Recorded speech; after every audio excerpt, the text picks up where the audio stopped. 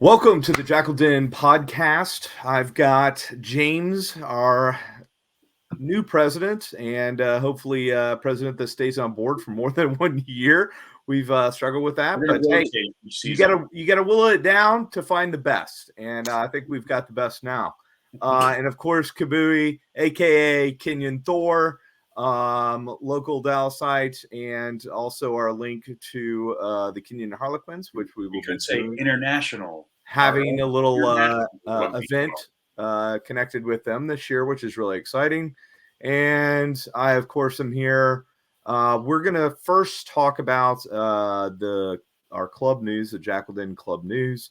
We'll get into the team, the Jackals, as well as RFCLA or whatever the hell they're calling themselves. It's way too many letters, and it's very confusing. And then we'll get on to our season, full season, and then we'll talk about maybe some of our predictions, how the Jackals are going to finish out, and maybe who's going to win the championship this year. So let's get going with some Jackal Den Club news.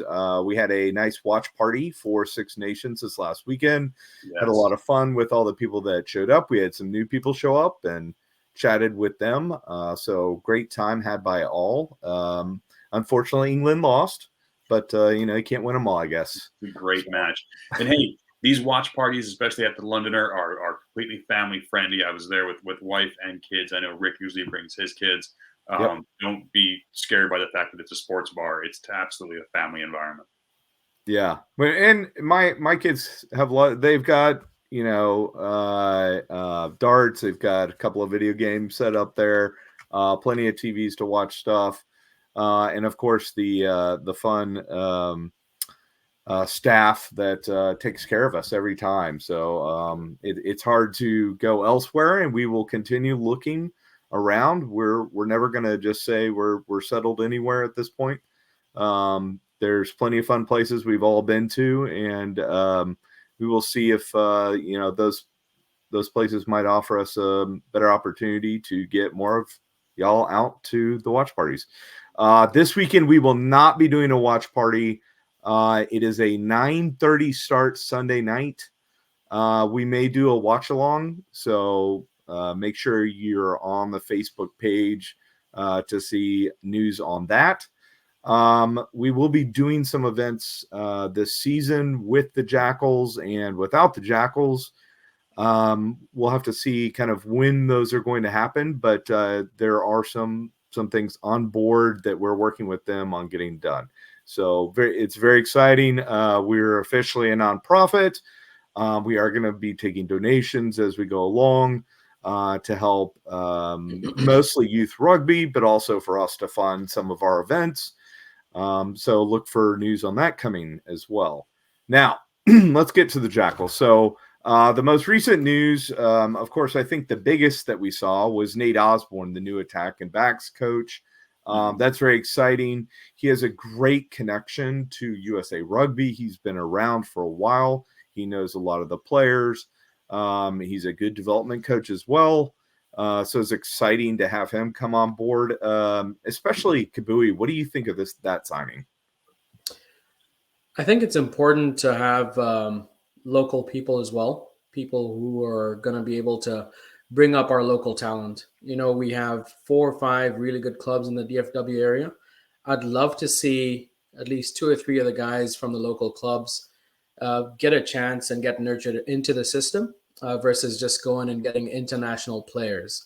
So I would love to see more people, locals, get a chance, and hoping that he's going to work with the local coaches to identify 2 or 3 up-and-coming players and then give them a shot at the Jackals. Yeah, and that adds on to the most recent news was we found a London Harlequin who was available somehow.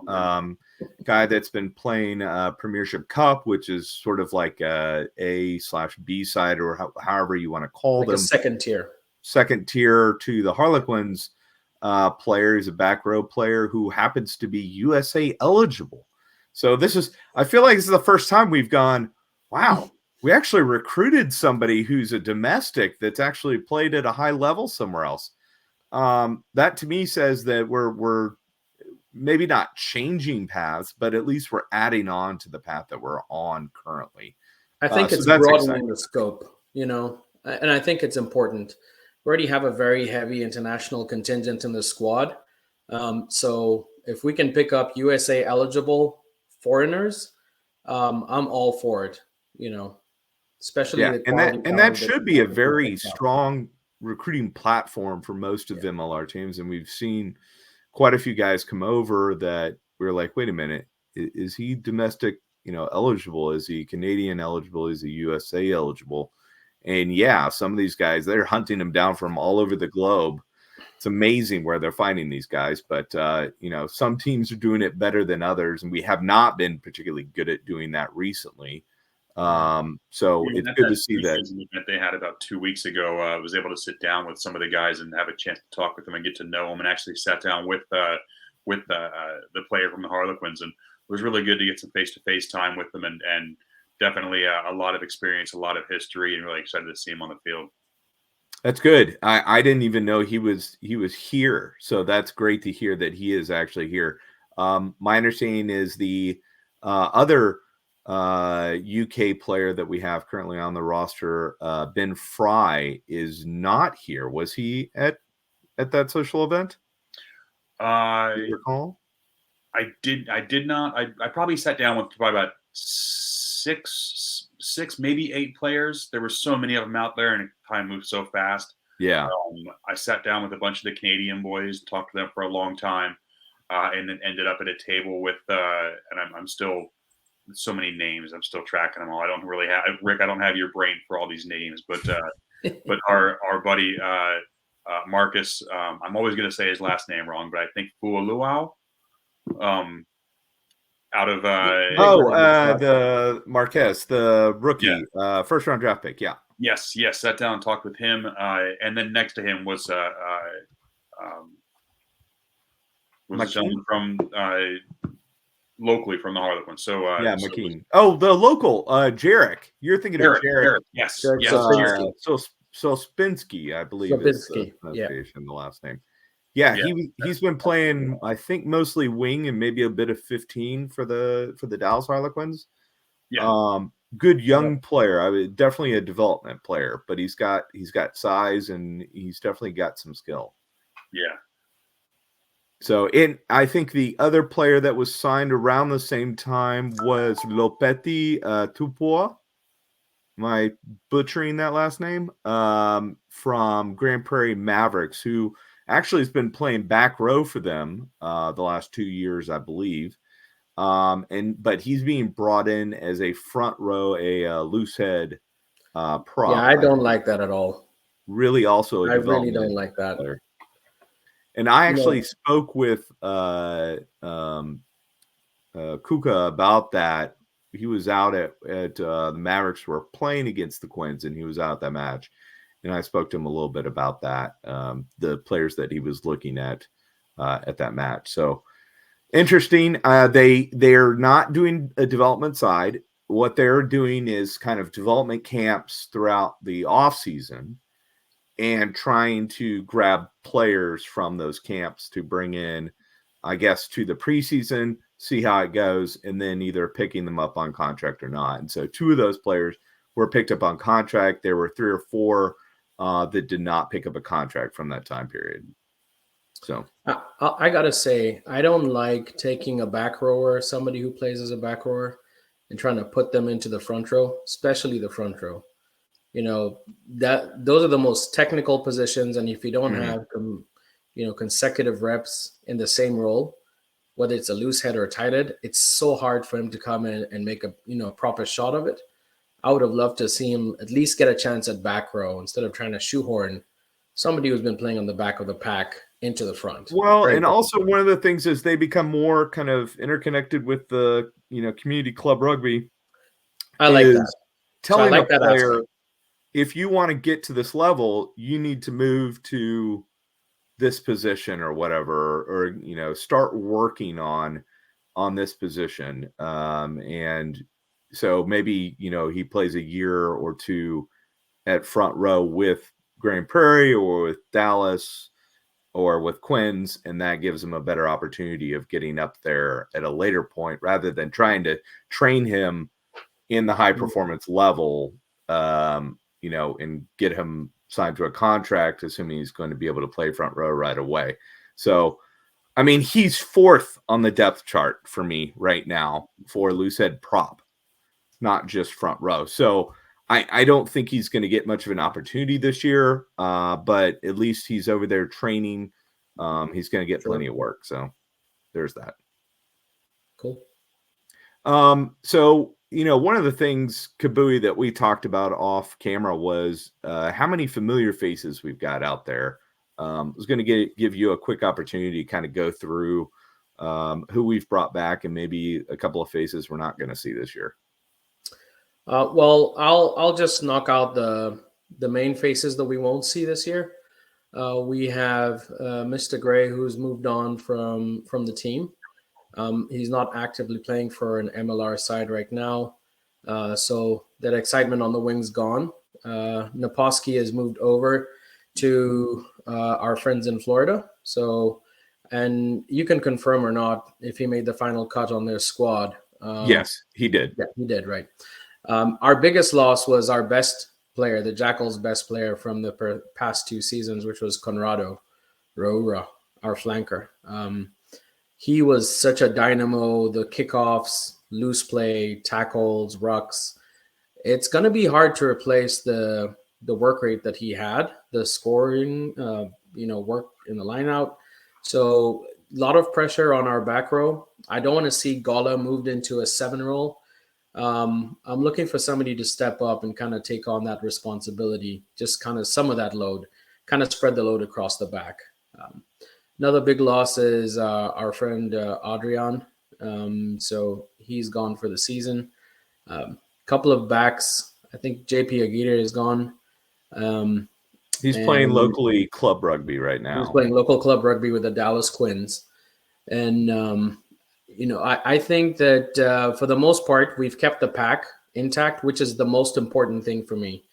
Our biggest issue the first season was we couldn't hold our own in the pack, in the scrums, the lineouts. We still have that. So we have the basis. We have a platform for a team to go and excel. So we picked up a couple of guys, Mr. Isaacs at the back. I think we've got some pieces there.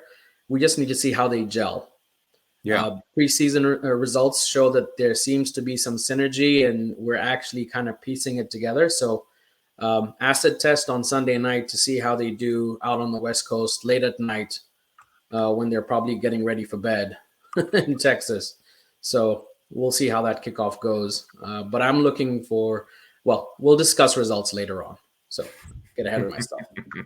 Yeah, I really like what we did this offseason. I think keeping, when we started seeing the guys re-signing, that was exciting. They were staying. A lot of especially the Argentinians who really made a big difference for us last year. As bad as the record looks on paper, we were far more competitive. There were 2 or 3 matches where we're literally a conversion or a penalty kick from winning. So the opportunities were there. We just didn't collect on them. Part of that to me is we had a team that was really just gelling for the first time. There were very few players from that first year to the second year. So there wasn't that, opportunity, that continuity, the opportunity to gel together last year, which I think now after last season, bringing back a lot of those familiar faces this year, we're going to see, especially set pieces, going to be a lot stronger for us this year than it was last year, which I think is saying something, because I thought last year I would say I would give us a B plus last year on set piece. I thought it was very good, but I thought there were areas where we could be better. But our front row, I expect the same starting front row this year as we had last year. So that's Murray, Kotza, and Zeiss. Obviously, Zeiss made a huge difference for us. We're going to start the same second row, right? Like you said, the type 5 is all returning. So Barr and Gola on the second row.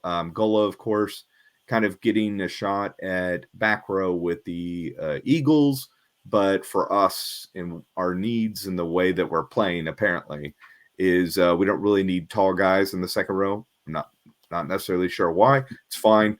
But we're using him as a lock. He's an extremely dynamic lock. So is Barr. Both of them can easily play back row for most teams. And then, the back row is where some of the changes are. So we're bringing back Vara. So he's one of the captains along with Gola. Yeah. But then the other two positions, 7 and 8, kind of up in the air. Foley we traded for from Seattle. Ben Fry's coming in. I would expect Ben Fry to start, but now we just signed McKean, and I would be surprised as hell if he's not a starter. So there's going to be decisions to make there for sure. The 9-10 combo, I think we thought it was going to be Imhoff and Elias, but we saw in the preseason game, the Australian got a bunch of time. Winchester played a bunch at 10, and so I don't know. I really think have that's no good idea. for preseason. You know what you already have, so you want to see what you just picked up, right? True. So I think there's some battles there that we didn't have last year. I think that's the big thing is we're going to see more battles for jerseys this year than we did last year. I think what I want to see from this side this year is the ball needs to make it out past the 13. I don't want to just see kicking from the 10, crash ball 12, kicking from the 10. I want to see some dynamic play, some quick ball. Our big issue last year was, our scrum half was slow to release the ball. Except when Danny Christensen came in, who's gone, that ball was just at half second, that 1 second too slow to beat the offside lines, to beat the trap coming, just to break the lines. So quicker ball. That's what we want to see. Hey, James, you talked to some of the young guys, it sounds like, at the event. What are the feelings from the players this year? We heard mixed reviews of how some of the housing situations were. Yeah. But kind of just give us a quick overview of that, because you're the one who talked to them. We haven't spoken to them yet. There were two main takeaways that I got from as far as things happening on the pitch. All the young guys that I talked to were incredibly excited. The feeling of camaraderie, the feeling of family, of the welcoming of the old team and the new team, the type of training that's going into it, the type of the new technology that's being brought in. A lot of excitement, a lot of pitch time as far as practices and preseason and whatnot goes. And then it was interesting talking to some of the more seasoned players as well. And one of the big things that I heard, and I was kind of surprised by this, but I feel like we knew it. One of the things that I heard was the transition, I guess almost the transition of power, I guess you could say, of Santiago leaving and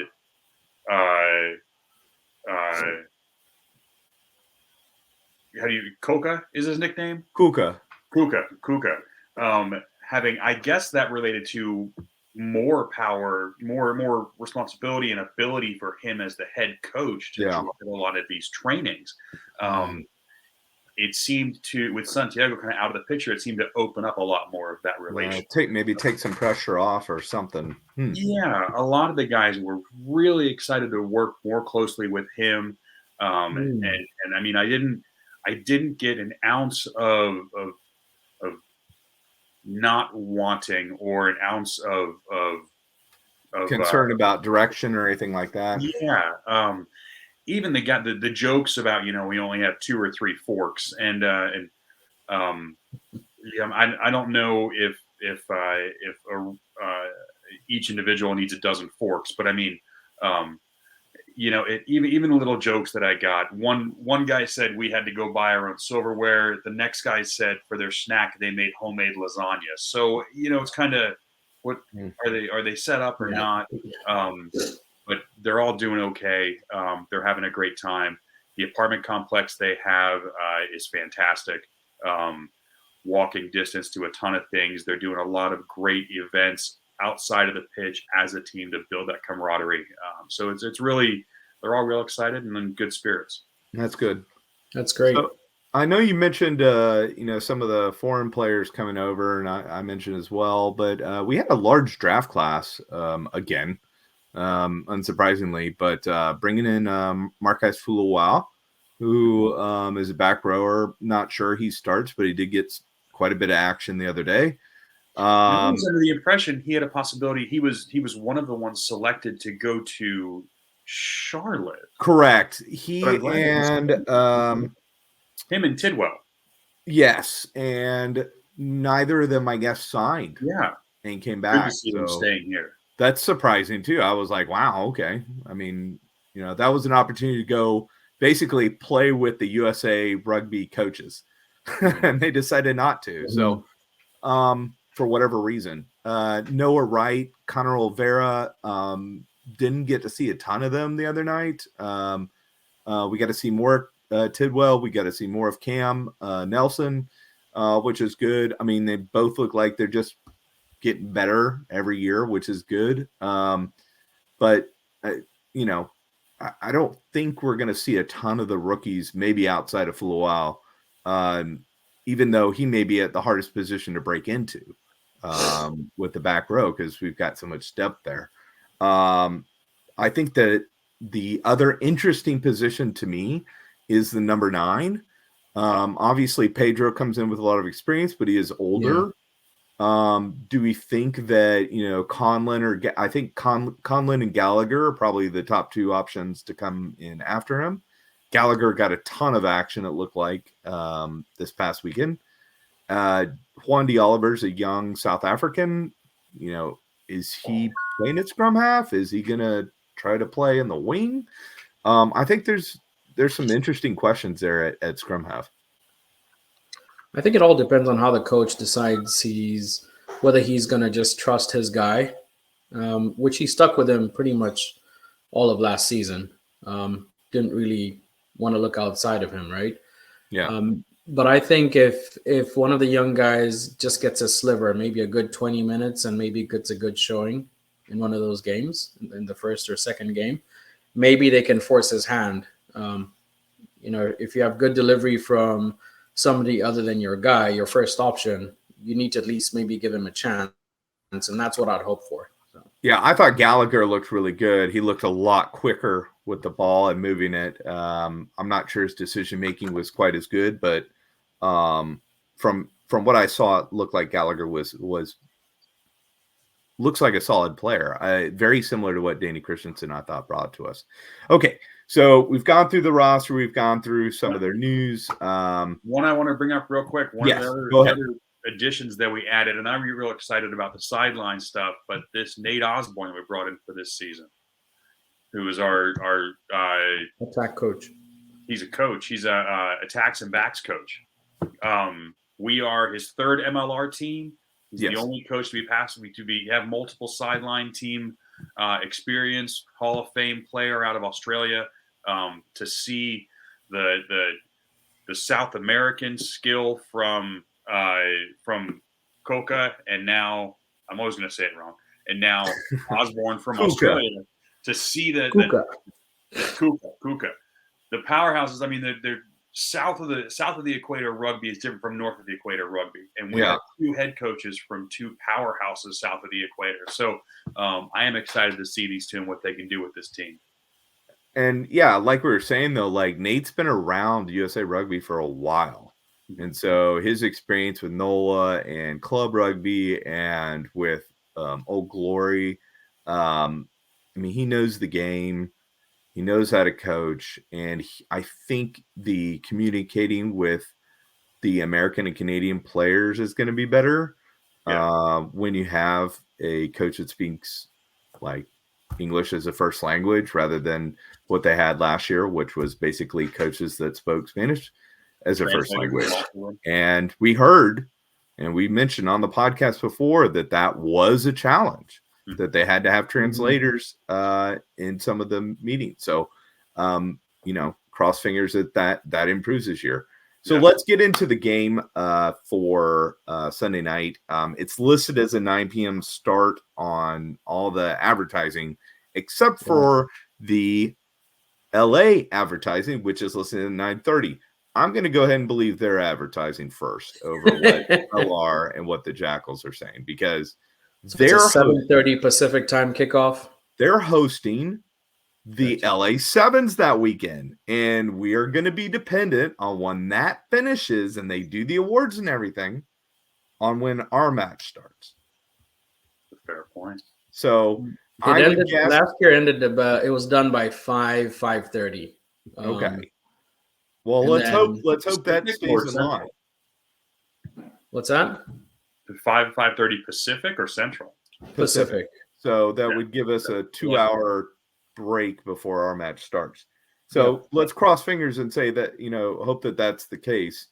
They are doing a package where you can buy both days and you get access to the RFCLA or whatever the hell they're calling themselves. We all know what the logo looks like. We could call them that. I won't call them that on this first podcast, but they're acorn. It's an acorn. It's what we say behind closed doors. So that's Sunday match. I think one of the biggest disappointments with the schedule so far has just been how many Sunday and Friday night matches, and it's Sunday afternoon. To be fair, those are fine. But we've got Sunday evening and we've got Friday evening games. And the original schedule had almost all Saturday evening games with a couple of Sunday afternoon. That was perfect. The Anthem team joining from Charlotte really kind of screwed us the most, I think, on scheduling. It is what it is. So Sunday night, it's an away match. So if you're out in the LA area, please go enjoy the Sevens, then stay for the Jackals versus RFCLA or the Oaks or Acorns or whatever the hell they're calling themselves. At the moment of the schedule for LA, it says 9:00. Yeah, I know. Maybe they updated it. Was that what you were saying there? Yeah. We will see. I'll believe it when I see it, to be honest. Scheduling has not been the strength of MLR so far. Okay. One of the things that I had brought up at the end of last year that was kind of frustrating was every game being on Saturday at 7 p.m. was the exact. It meant that my kids, their bedtime, and most of our kids, their bedtime was in the middle of that game. So if we wanted to take the kids to the game, they were being kept up late. If we were trying to watch the game at home, it was in the middle of it. The timing on it was a pain in the butt. So like I said, I was okay with them fluctuating that for this one. But now looking at the schedule where most of the games are just Friday night or Sunday night, still doesn't do as much. They're trying. If you're going to do a night game, it's got to be Saturday night. Yes. It should be. And if you're going to do a day game, it's got to be Sunday afternoon. Those are the two best. And look, the NFL knows what the hell they're doing. The reason they have most of their games Sunday afternoon is because that's free time for most people. They have one game Sunday night, one game Monday night. That's how it works. And then what do you have Saturday? Saturday afternoon and Saturday evening college football. So they know Friday night is usually a no-go because you've got parents that have just gotten off work. They've just gotten their kids. They're probably going to go see a movie, something where there's not a lot of effort involved. Not a lot of driving. Yeah, and not a lot of driving. If we want to go watch these games, we're driving. Most of us are driving 45 plus minutes out to the stadium. Yeah. So on a Friday night, I'm going to drive out 45 plus minutes. I'm probably not going to get there in time for a tailgate if I'm lucky. I'm not getting on I-30 on a Friday night. I'm sorry. And I might be getting there late for the match. And some nights maybe it's just not going to happen because I've got other stuff going on. So I think the schedule is going to be a challenge for this year. Now, the teams in the Western Conference, I think, are the strongest between the two conferences. The one team that I think in the West that I think we can beat probably both times is this LA team. They're brand now. A lot of them have been playing together for a little while. There's a lot of really, ATL. It's a brand new team that's trying to put things together at the last minute. Chicago. I'm imagining this to be very similar to Chicago last year, where on paper things look really good, but they just not able to put things together, especially early on in the season. this is a good time to catch them in LA. I agree with you. What They now? picked up a lot of really good players. I know from you've a looked couple at of different clubs. their roster. What would we be worried about on their roster? I mean, you have Yuri Van Buren. He's an eighth man. He scores. He does a bit of everything. They picked up a bunch of other front rowers from ATL. I looked through their roster earlier today, and it's solid top to bottom. You know, Jason Emery is an ex-Maori All Black. Yep. He's got pedigree. Their coach is an ex-Maori All Black and ex-Canterbury Crusader, Stephen Brett. So they're going to be coached well. You know, he's from a lineage of the best rugby club in world history, Crusaders. So he's going to have his guys drilled. They're probably going to play a very tight game. I expect their defense to be rigid. We're going to have to get a really quick start in that game and like get up like 2-3 scores if we want to have any hope of shocking them on their home ground. So yeah, I think it's a good time to get them in LA this first weekend. yeah, Maybe we just catch them unawares. I think getting as many penalty kicks as we can, forcing them into penalties early on, especially, get the points on the board and build from there, and just try and be as stiff in defense as we can. I think we may have to count on them, playing a little bit loose and making some mistakes, which is fine. I think we can counter on that. So I think we win this. I don't think it's going to be as high scoring as some people have projected. I think it's going to be more in the I'll go 20-15. And didn't LA just played Utah Warriors for their preseason match, right? They've played two. One was, I think, put on social media, and the other was not. Okay. They got shut out by somebody. Was it Utah? I think it was this Warriors one that I caught a little bit, a couple of highlights of, but this one, you talk about a shutout. I mean, this 34-7. And Utah was supposed to be in kind of a rebuilding year, so they weren't supposed to be that good. So, yeah, I mean, I'm with you. I think we have a really good chance of coming out of the gate strong playing LA. I think we can hit them before they're fully formalized, and we have a lot of strengths to it. And I mean, I could see us taking the W in the first week on this. And I agree. I don't think the scoring is going to be super high, but I see us sliding by with a probably less than 5-point advantage. I'm going to say 29-27, probably have maybe 2 tries. The rest is from the boot. I think 29-27. It's going to be less than 5 points, and we sneak it. And we've got to have a hot boot, whether it's Winchester or Elias or whoever kicking. I think whoever's the better place kicker is whoever starts. It could be for this for sure. Yeah. All right. So that gives us LA this weekend. That's our preview there. Let's do quick. We're kind of running out of time. Yep. What are our predictions for the season? Let's start with the Jackals prediction first. Record and whether we make the playoffs or not. We don't make the playoffs, but I think we win 5 games this season. Okay. That's probably just barely missing it too. Yeah, like real close. I think we're going to be very competitive for most of the season.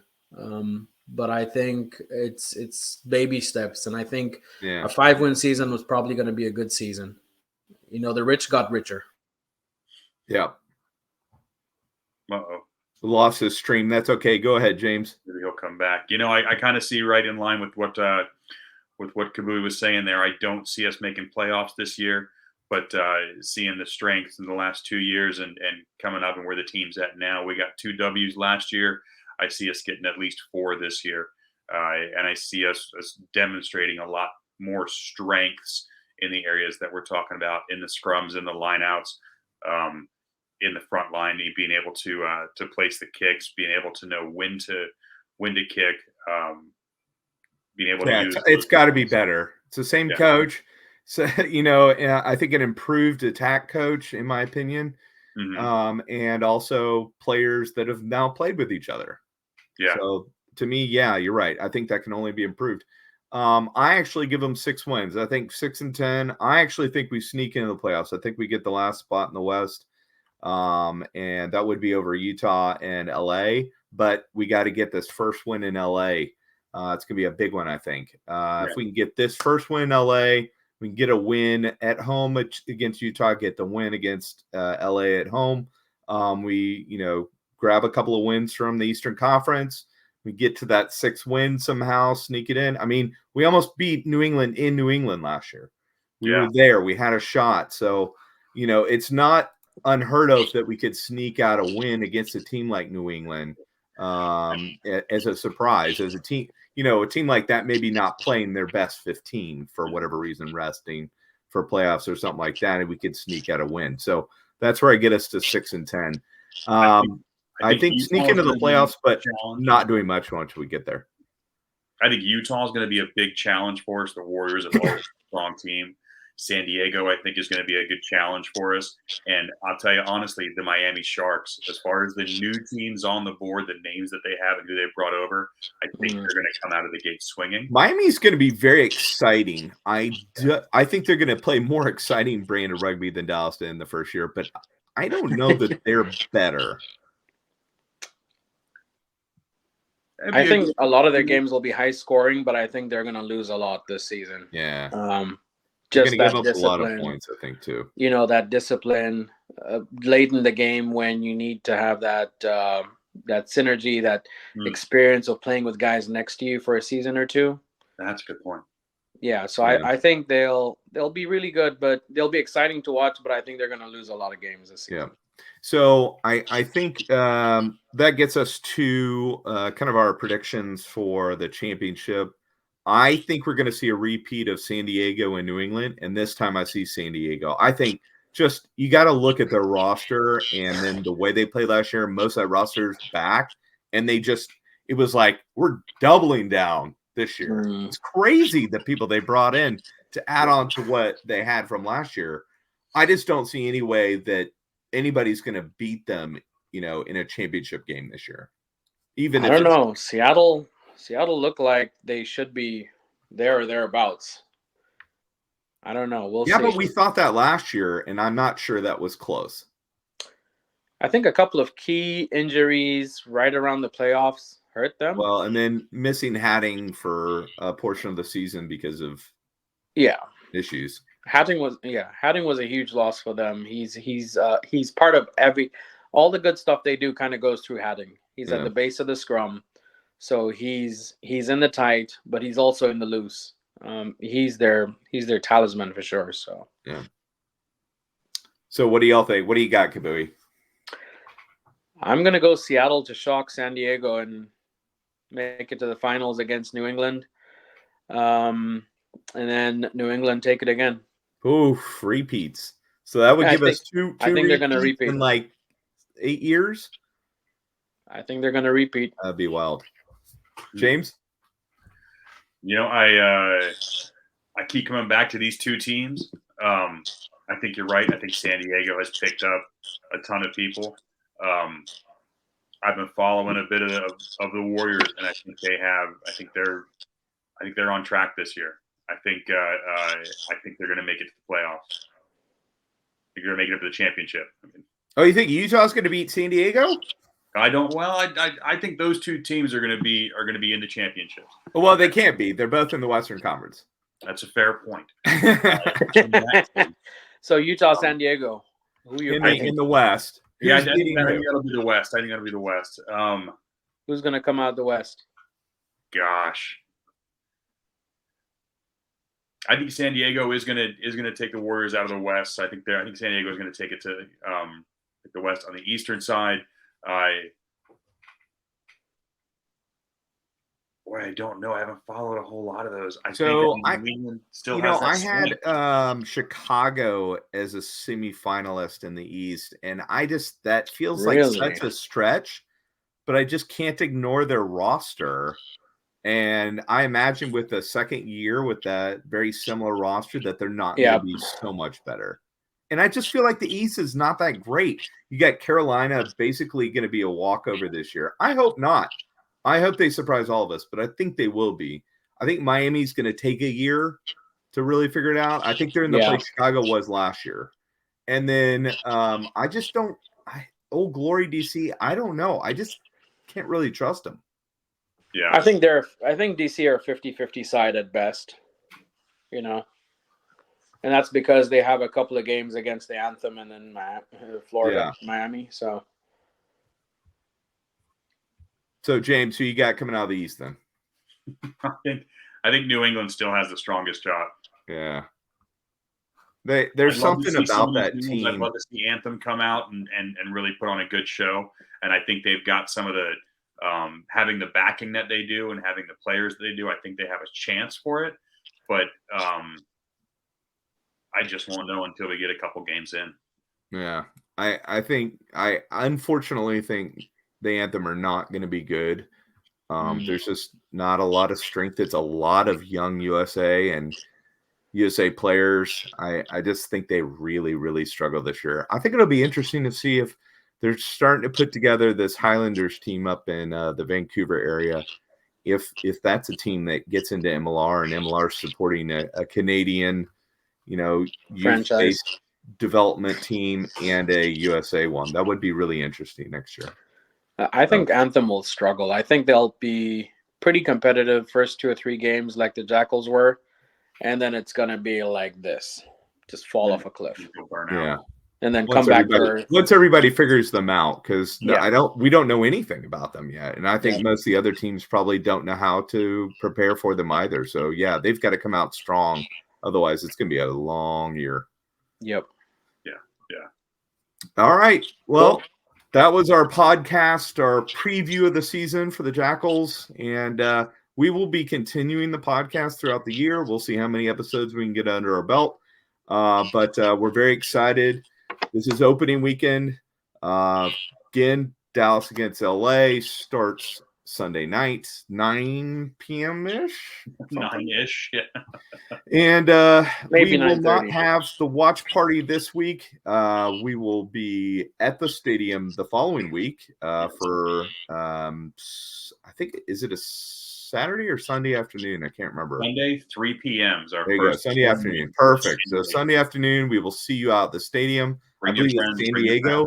They changed the schedule so many times I can't figure out who we're playing.